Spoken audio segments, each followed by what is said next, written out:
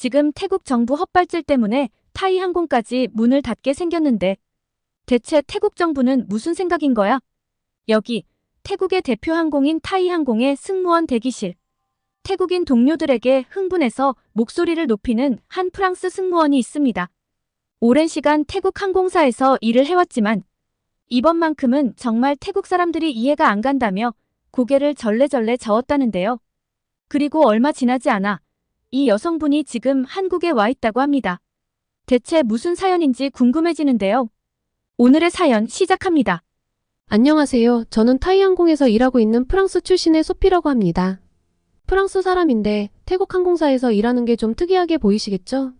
제가 비행을 할 때 태국어로 사와디카 라고 인사할 때 승객들의 눈이 동그래지는 걸 자주 봤는데 아마 제 이야기를 듣는 분들도 동그랗게 눈이 커지셨을 것 같네요. 그간 타이항공에서 일하며 금발의 푸른 눈을 가진 서양인이 유창한 태국어로 인사하는 모습이 신선한 충격이라는 이야기를 많이 듣긴 했어요. 정말 많이 듣는 질문이 어떻게 프랑스 여성인 제가 태국 항공사에서 일하게 되었을까? 인데요. 아버지께서 동남아시아를 기반으로 사업을 하셨어요. 그러다 보니 저희 가족은 자주 태국을 방문했고 어릴 땐 방콕에서 몇 년을 살기도 했죠. 어린 저에게 태국은 마법 같은 나라였습니다. 화려한 불빛으로 반짝이는 사원들, 향신료 냄새 가득한 시장, 미소 가득한 사람들까지 모든 것이 신비롭고 아름다웠던 기억입니다. 그래서 프랑스로 돌아간 후에도 방학 때마다 방콕을 찾았어요. 그래서 제게 태국은 제2의 고향이나 다름없었습니다. 그러던 어느 날 비행기를 타고 방콕으로 향하던 중 문득 깨달았어요. 하늘을 날고 있는 그 순간이 너무나 행복한 거 있죠? 그때 결심했습니다. 아, 이거야. 내가 하고 싶은 일이 바로 이거야. 이렇게 비행을 좋아하는 마음과 태국에 대한 애정이 만나 자연스레 타이항공의 승무원이 되겠다는 꿈을 꾸게 되었습니다. 물론 쉽지 않은 도전이었습니다. 외국인이 태국 항공사에 들어가는 것은 흔한 일이 아니었으니까요. 하지만 제 태국어 실력과 문화에 대한 이해, 그리고 열정을 인정받아 마침내 꿈을 이룰 수 있었어요. 타이항공에서 일하면서 저는 정말 행복했습니다. 매일 다양한 사람들을 만나고 여러 나라를 오가는 일은 언제나 새로운 경험을 안겨주었죠. 특히 태국인 동료들과 일하는 것은 정말 즐거웠어요. 그들의 미소와 친절함은 제가 어릴 적 경험했던 그대로였습니다. 동료들 중에는 특히 친한 친구들이 몇 명 있었어요. 누카 프라이가 바로 그 친구들입니다. 우리는 자주 함께 시간을 보내며 서로의 문화에 대해 이야기를 나누곤 했죠. 누카 프라이는 제게 더 깊이 있는 태국 문화를 가르쳐 주었고 저는 그 친구들에게 프랑스의 문화를 소개했어요. 이렇게 타이항공에서의 제 삶은 순조롭게 흘러가고 있었습니다. 하지만 최근 들어 뭔가 분위기가 달라지기 시작했어요. 최근 몇 달 사이 누카 프라이의 SNS에서 이상한 변화를 느끼기 시작했습니다. 벤코리아라는 해시태그가 자주 보이기 시작한 거죠. 처음에는 뭔가 일이 있었나 보다 하고 그냥 넘겼어요. 하지만 점점 더 자주 보이는 그 해시태그와 함께 한국을 비난하는 글들이 눈에 띄기 시작했어요. 한국 사람들은 우리를 무시해. 다시는 한국 여행 가지 말자. 한국 제품 불매운동 시작이다. 이런 글들을 보며 저는 혼란스러웠습니다.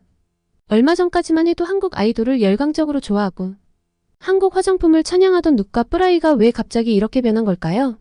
한국행 비행기를 탈 때마다 쇼핑을 엄청나게 해오고 한국에 별 관심이 없는 제게 한국 화장품을 선물까지 했던 애들인데 무슨 일이 있었던 걸까? 궁금증과 함께 SNS에서 끊임없이 올라오는 정제되지 않는 표현은 미간이 절로 찌푸려졌습니다. 한국이 역겹다라든가 한국 사람들은 모두 미개하다처럼 난데없이 증오를 표출하는 이런 게시글들은 친해도 불편했어요. 더 이상 참을 수 없어 누색에 물어보았어요. 왜 갑자기 한국을 싫어하는 거야? 무슨 일 있었어? 누의 표정이 어두워지는 걸 보며 뭔가 심각한 일이 있었음을 직감했죠. 누은 한숨을 쉬며 대답했습니다. 소피, 너는 이 일에 관심이 없었구나. 하기사 너는 프랑스인이니까. 요즘 한국에서 태국 사람들 입국을 막고 있어.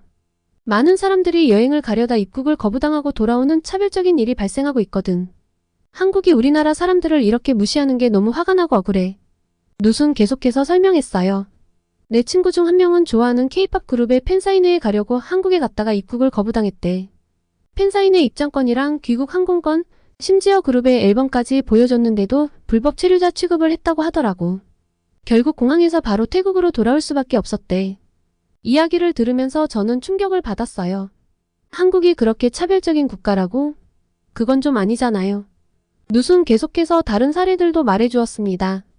회사 동료들과 함께 갔는데 혼자만 성이 달랐다는 이유로 입국을 거부당한 경우, 공무원 신분증까지 있었지만 인정해주지 않은 경우, 심지어 가져온 돈이 너무 많다며 의심받은 경우도 있었다고 해요.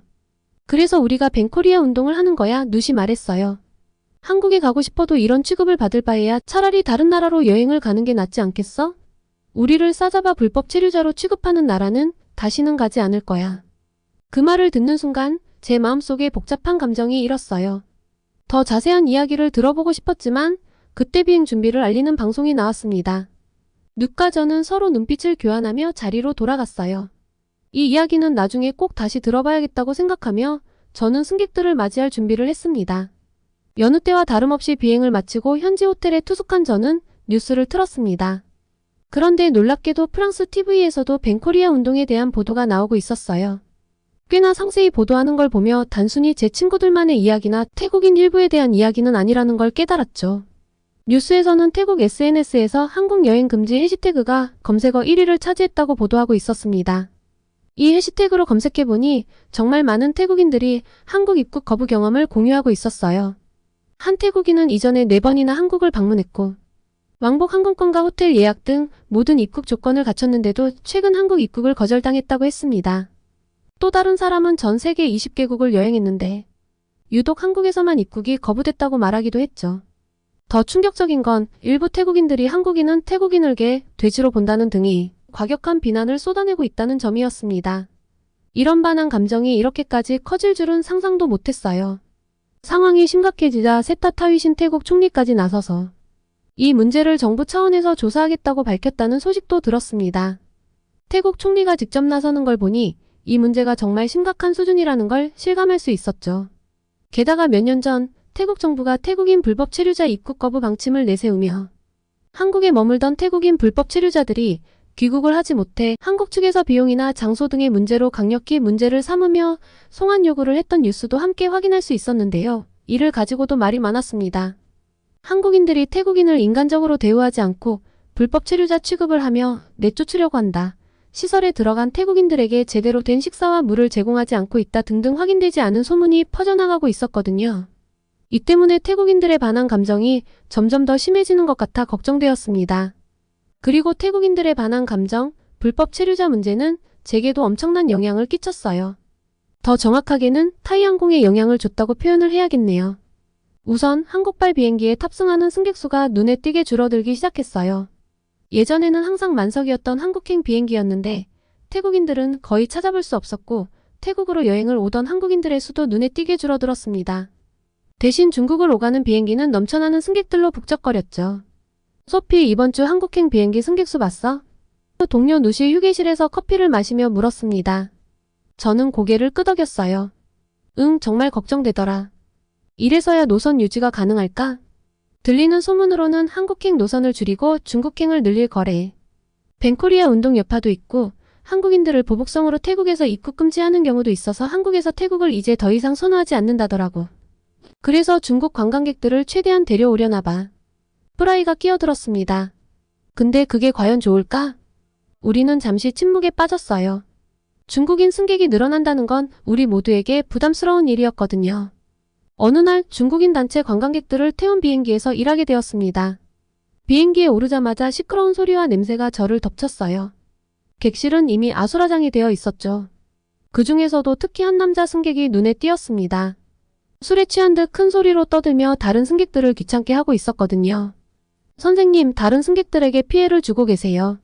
제발 자제해 주시겠어요? 제가 부탁했어요. 뭐? 내가 뭘 잘못했다고? 그 승객이 소리를 질렀습니다. 너희 같은 것들이 뭘 안다고. 그 승객은 제 팔을 거칠게 잡았고 그 과정에서 저는 멍이 들었어요. 결국 다른 승무원들의 도움으로 승객을 진정시킬 수 있었지만 정말 힘든 비행이었습니다. 착륙 후 동료들과 이 사건에 대해 이야기를 나누었어요. 나도 지난주에 비슷한 일이 있었어. 한국인 크루인 지민이가 한숨을 쉬며 말했습니다. 한 승객이 화장실에서 담배를 피우다 적발됐는데 그걸 말리는 과정에서 욕설을 들었지 뭐야. 어제는 비행기 좌석을 일부러 망가뜨린 승객도 있었대. 누시 덧붙였어요. 수리 비용이 엄청나다던데. 다음날 휴식 시간에 TV를 보고 있었는데 깜짝 놀랐습니다. 제가 겪었던 그 중국인 승객의 사건이 뉴스에 나오고 있었거든요. 어제 타이항공 비행기에서 난동을 부린 중국인 승객이 오늘 방콕 왕궁에서 또다시 문제를 일으켰습니다. 화면에는 모자이크 처리된 남자의 모습이 보였지만 그의 옷차림과 행동을 보니 분명 제가 겪었던 그 승객이 맞았어요.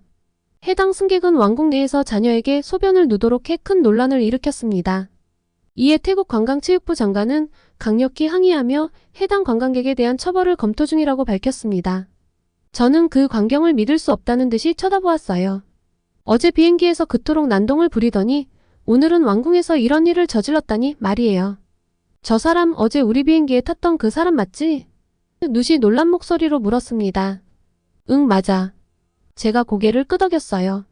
어쩜 이럴 수가 있지? 우리는 서로를 바라보며 한숨을 쉬었습니다. 이런 상황이 계속된다면 타이항공의 모든 직원들이 안전은 물론이고 정신 건강까지 위협받을 것 같았어요. 하지만 태국 정부는 중국을 너무나 좋아하는 것 같았어요. 화면이 바뀌더니 태국 총리가 공항에서 중국 단체 관광객들을 직접 환영하는 모습이 나왔거든요. 오늘부터 중국 관광객들에 대한 비자 면제 조치가 시행됩니다. 이를 통해 태국 관광산업이 더욱 활성화될 것으로 기대됩니다. 와, 저렇게까지 해야 하나? 누시 놀란 표정으로 말했어요. 경제적으로는 도움이 될지 모르지만 말이지. 제가 말을 이었습니다. 승무원들은 죽으라고 등을 떠미는 건가? 지금도 충분히 힘든데 중국인 관광객이 늘어나면 감당이 안 될 텐데. 우리는 서로를 바라보며 깊은 고민에 빠졌어요. 앞으로 우리 항공사와 우리들의 일상이 어떻게 변할지, 그리고 이런 상황에서 우리가 어떻게 대처해야 할지 막막하기만 했습니다. 우리 항공사에서도 뭔가 대책을 마련해야 하지 않을까? 직원들이 너무 힘들어질 게 뻔한데. 제가 조심스럽게 제안했어요. 맞아. 누시 동의했습니다. 특별 교육이라도 받아야 할 것 같아. 이런 상황에 대처하는 방법 같은 거 말이야. 그리고 회사 차원에서 우리의 안전을 보장하는 정책도 필요해. 누시 덧붙였어요.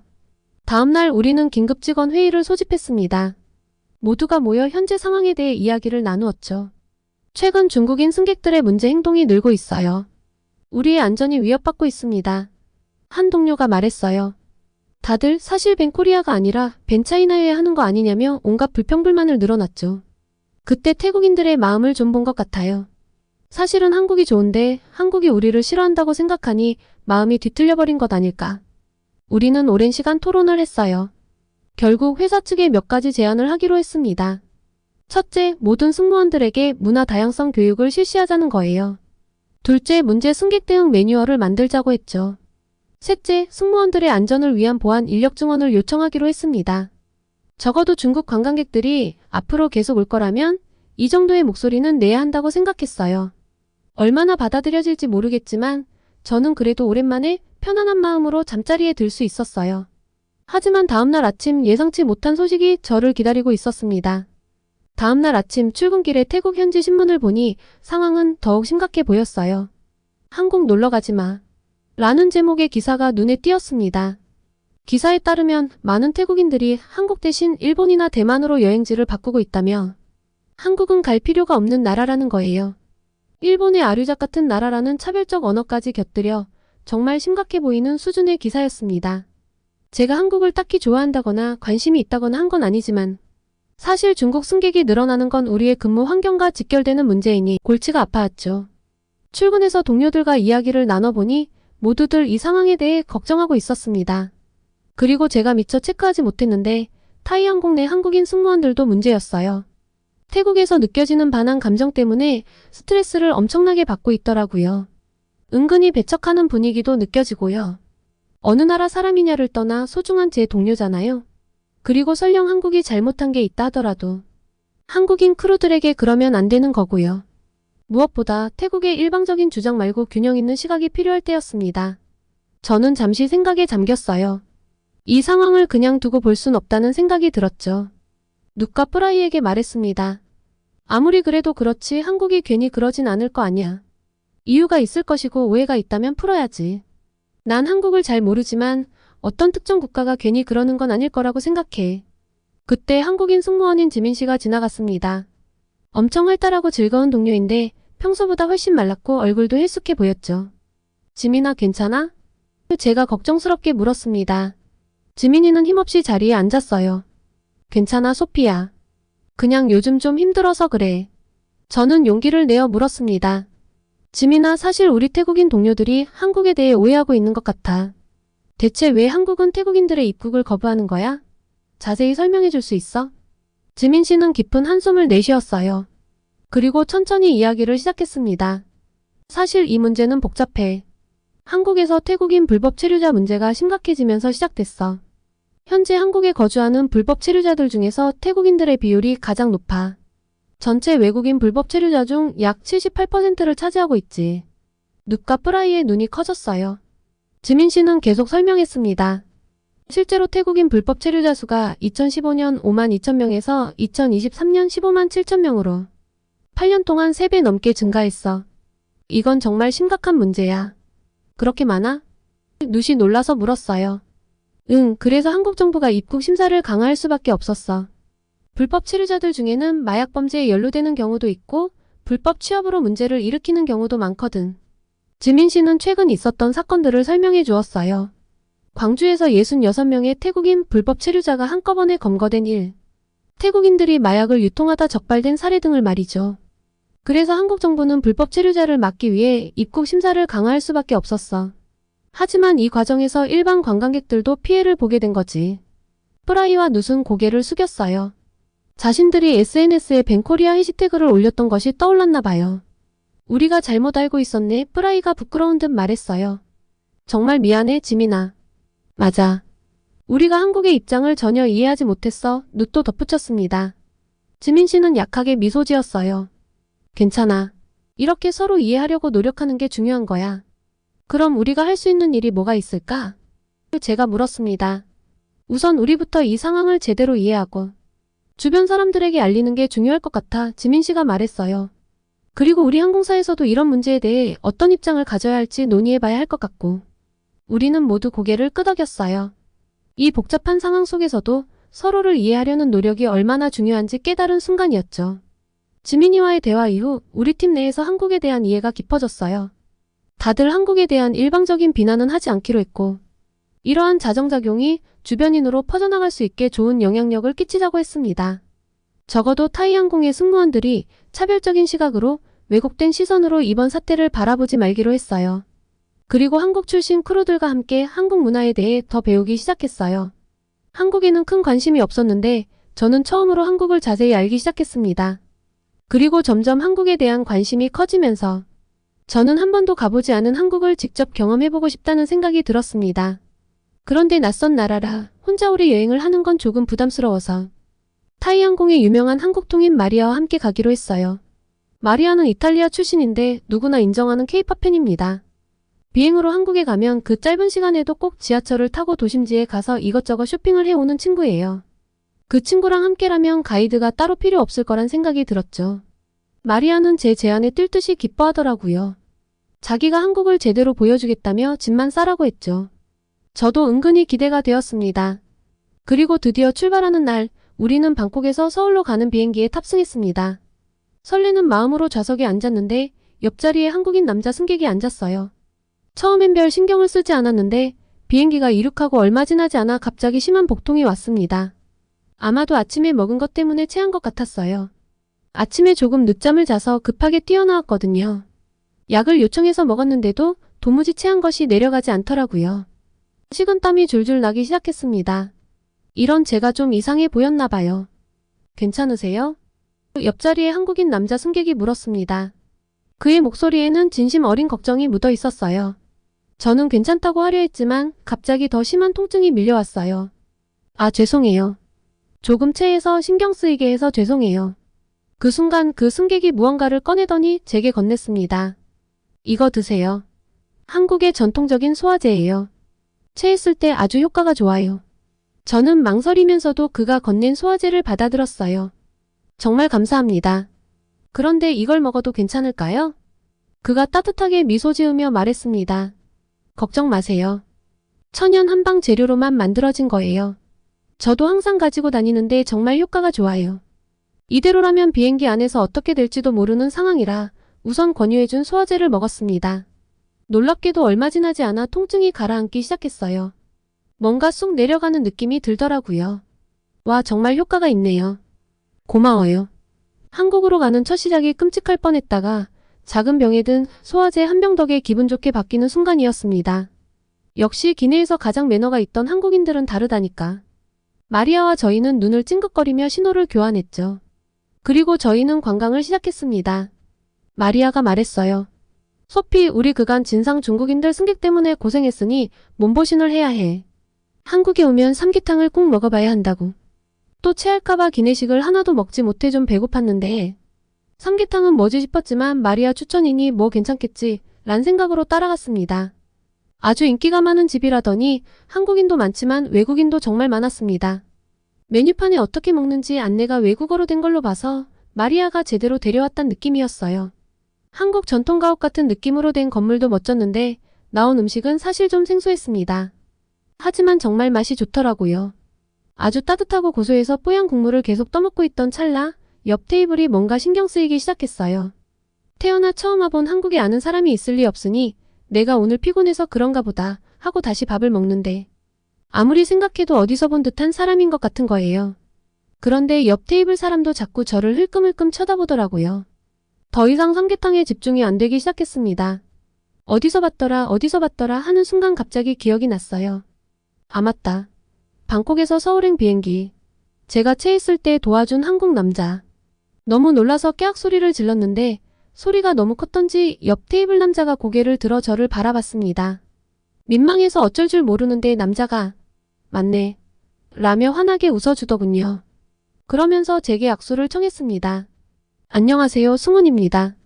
비행기에서 많이 힘들어 보이셔서 걱정했는데 이렇게 뵙게 되어 다행이네요. 그런데 좀 신기하더라고요. 여기는 관광객 맛집으로 아는데 현지인인 사람이 왜 여기 있는 걸까요? 현지인들도 많이 오는 곳인가? 친구를 데리고 온 건가? 그런데 그 순간 승훈 씨가 물었습니다. 여기 엄청 유명한 데인데 한국에 아는 분이 있으신가 봐요? 누가 추천했어요? 뭐야, 나랑 비슷한 걸 궁금해했잖아. 뭔가 약간 수줍어지려는 순간 호기심에 가득 찬 마리아가 끼어들었습니다. 어라? 그때 그분이네. 이야, 은인이잖아. 안녕하세요. 전 소피 친구 마리아예요. 라며 시작한 마리아의 대화에 당황했는데 어느 순간 저희와 승훈 씨 일행은 한국의 디저트 가게에 앉아있더라고요. 승훈 씨 말로는 태국과 베트남 등 동남아시를 대상으로 사업을 한다고 하더라고요. 지금은 미팅을 위해 한국에 왔고 2주일 정도 서울에 머물 예정이라고 했습니다. 아, 그런데 마리아 입을 좀 막고 싶었어요. 우리도 관광을 해야 하는데 외국인들이 관광을 해야 하니 한국 사람이 좀 도와주면 어떻겠냐고 하는데 대체 얘가 왜 이러나 싶은 거예요. 자기가 현지인보다 한국을 더 잘한다고 이야기할 땐 언제고? 그런데 승훈 씨가 참 성격이 좋았습니다. 마리아가 너무 주책을 떨어서 얘 뭐야 할 법도 한데 그걸 다 받아주더라고요. 그리고 어느 순간 연락처를 교환하고 진짜 관광도 같이 하기로 했죠. 머리가 지끈거리는 느낌이었습니다. 나오면서 마리아에게 너 이게 지금 뭐 하는 거야? 저 남자가 유부남이거나 애인이 있으면 어쩌려고 했더니 절 비웃더라고요. 한국 남자들은 프랑스 남자들처럼 가볍지도 않고 굉장히 젠틀해. 그리고 왼손에 반지도 없던데? 결혼도 안 했어. 그리고 여자친구가 있으면 혼자 여행 왔겠니? 무엇보다 널 보는 눈빛이 심상치 않았다니까. 난 느낌이 왔어. 그렇게 저는 난생 처음 방문한 한국에서 프랑스 여자들과 한국 남자 하나라는 특이한 조합으로 관광을 시작했습니다. 아무래도 한국인이 관광을 이끌어주니 편하긴 편하더라고요. 마리아가 한국어를 좀 할 줄 알지만 아직 한참 배워야 하는 수준이라 마리아를 믿고 어딘가를 가기는 좀 어렵거든요. 그리고 무엇보다 얼떨결에 2명의 외국 여자를 데리고 관광을 시켜줘야 하는 승훈 씨 입장도 곤란했을 텐데 배려도 잘해주고 참 친절했습니다. 많이 걸을 땐 가방을 들어주기까지 했어요. 처음엔 당황스러웠는데 승훈 씨의 매너에 적응해버린 제가 당황스러울 정도였죠. 그리고 많은 대화를 통해 조금씩 알아갈수록 참 괜찮다는 생각이 들더라고요. 프랑스 남자들이 로맨틱하다고 알려져 있지만 사실 좀 많이 가볍거든요. 제가 대학 때 만나봤던 프랑스 남자들은 하나같이 진중함이라고는 찾아볼 수 없는 사람들이었어요. 그런데 승훈 씨는 참 진중한 편이었습니다. 영어, 태국어도 수준급으로 잘해서 소통하기도 어렵지 않았고요. 제가 한국 여행을 오기 전 마리아가 귀에 피나도록 이야기했던 한국의 장점은 사실 잘 기억이 안 났는데 승훈 씨가 말하는 한국 이야기는 왜 그렇게 재미있고 속속 들어오는지 참 신기했던 경험이었습니다. 많이 친해져서 방콕으로 돌아가는 비행기도 같이 맞추기로 했죠. 그리고 방콕으로 돌아가는 비행기에서 승훈 씨가 이야기를 했습니다. 저와 진지한 관계가 되었으면 한다고요. 결말이요? 다들 예상하시듯 진지하다 못해 아주 깊은 관계로 잘 만나고 있답니다. 승훈 씨를 통해 한국과 한국인을 알아가면 알아갈수록 그때 호들갑을 떨며 함께 관광을 하게 해준 마리아에게 참 고마워요. 마리아 말대로 한국 남자는 프랑스 남자들에 비해서 아주 젠틀하고 진중했습니다. 매너도 아주 좋고요. 좀 특이한 면은 있었습니다. 지금은 적응을 했는데요. 화장실을 정말 자주 가더라고요. 프랑스 사람들과는 달라서 좀 생소했어요. 정말 관리가 철저하구나 하고 느꼈는데요. 아침에도 샤워를 하고 나가고 저녁에도 샤워를 하는데 좀 더운 날이면 중간에도 샤워를 하더라니까요. 그렇게 자주 씻어서 냄새가 안 나는 걸까요? 그런데 밖에서 돌아다니다가 땀을 흘려도 나쁜 치치가 전혀 없더군요. 데오드란트를 쓰지 않는데도 몸에서 향긋한 냄새가 나다니 정말 부러워요. 그리고 밥도 좀 많이 먹어요. 태국 사람들은 많이 먹지 않거든요. 그러다 보니 태국의 1인분이 참 작은데 승훈 씨는 태국에서 3인분은 먹어야 1인분 먹은 것 같다며 정말 잘 먹습니다. 식당에서 메뉴를 시킬 때마다 다들 깜짝깜짝 놀랄 정도예요. 신기한 건 그렇게 먹는데 살이 잘 안 찌더라고요. 이렇게 쓰고 보니 부러운 점들이 많네요. 생각해보면 참 신기해요. 한국에 별 관심이 없던 제가 벤코리아 운동을 계기로 한국에 대해 잘 알게 되고 한국에 여행을 오고 비행기에서 체하는 바람에 승훈 씨가 제 얼굴을 제대로 기억할 수 있었고 서울의 삼계탕집에서 만난 승훈 씨까지 꼭 드라마 같지 않나요? 이렇게 좋은 사람을 만나게 된 것에 매사 감사한 요즘입니다. 얼마 전 프로포즈를 받아서 조만간 한국으로 승훈 씨 부모님을 다시 뵈러 갈 예정인데요. 사실 제 첫 한국 관광은 승훈 씨에 대한 기억만 있어서 이번에 가면 한국의 명소를 제대로 둘러볼 예정입니다. 한국 관광을 하면서 또 재미있었던 이야기가 있으면 전하겠습니다. 맞다. 정작 마리아는 한국 남자를 만나고 싶은데 남자친구를 아직 못 만났다고 울상인데 구독자분들 중 좋은 한국 남자가 있으면 소개해 주실 수 있을까요? 한국어도 이제 곧잘하고 좀 정신없고 수다스러워서 그렇지 애가 착하긴 착하거든요. 좋은 사람 있다면 꼭 추천 부탁드려요. 오늘은 프랑스 출신으로 태국의 타이항공 승무원으로 일하며 태국의 벤코리아 운동을 객관적인 시선에서 지켜봤던 타이항공 승무원분의 사연이었습니다. 오늘의 사연이 마음에 드셨다면 구독과 좋아요를 눌러주세요. 여러분의 구독과 좋아요는 계속해서 좋은 사연을 소개할 수 있는 힘이 됩니다. 이상 감동저장소였습니다.